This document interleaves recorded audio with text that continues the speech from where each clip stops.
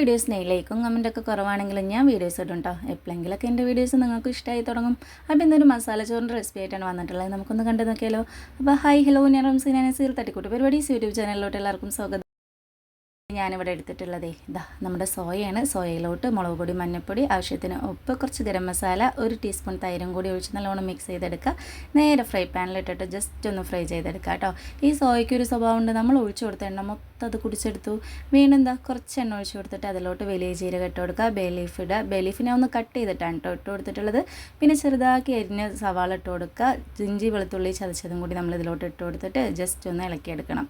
അങ്ങനെ ഉള്ളിൻ്റെയൊക്കെ കളറ് മാറി വരുമ്പോൾ ഒരു തക്കാളി കുനുകുനാന്നൊന്നും അറിയണ്ട, നീളത്തിൽ അരിഞ്ഞങ്ങോട്ട് ഇട്ട് കൊടുത്തു. പിന്നെ എന്താ മുളക് പൊടി, മഞ്ഞൾപ്പൊടി, ഗരം മസാല, ചിക്കൻ മസാല, പിന്നെ കുറച്ച് കാശ്മീരി ചില്ലി, ഒരു കളറിന് വേണ്ടിയിട്ടേ. ആ കളർ ഇങ്ങനെ കാണുമ്പോൾ ഒരു രസമല്ലേ. അങ്ങനെ എല്ലാം കൂടി ഒന്ന് മിക്സ് ചെയ്തെടുത്തപ്പോൾ വലിയ സുഖമൊന്നും ഇല്ലടോ, കാരണം ചട്ടിയിൽ മൊത്തം പറ്റിപ്പിടിച്ചു. പിന്നെ ഒന്നും നോക്കിയില്ല, കുറച്ച് വെള്ളം അങ്ങോട്ട് ഒഴിച്ചതും ചീന്നൊരു സൗണ്ട് അങ്ങോട്ട് വന്നു. അങ്ങനെ മസാലയൊക്കെ അവിടെ റെഡിയായി. ഇനി ഇതിലോട്ട് നമ്മൾ നേരത്തെ വറുത്ത് വെച്ച എന്തൊക്കെയാണ് പറഞ്ഞു പോകണം, നേരത്തെ വറുത്ത് വെച്ച സോയ ഉണ്ടല്ലോ, അതും കൂടി അങ്ങോട്ട് ഇട്ട് കൊടുത്തിട്ടേ ഒന്ന് അടച്ച് വെച്ച് വേവിക്കണം. അതിന് മുമ്പ് നമുക്ക് 1 ടീസ്പൂണും കൂടി തൈര് ഒഴിച്ച് കൊടുക്കുക.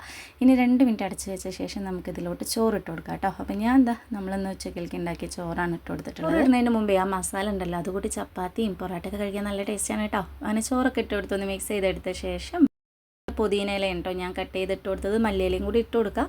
അങ്ങനെ ഞാനിതാ ഒരു പാത്രത്തിലോട്ട് മാറ്റിയിട്ടുണ്ട്. സംഭവം സെറ്റായി, നല്ല അച്ചാറും പപ്പടും ഒന്നും പറയാനില്ല. Okay beta.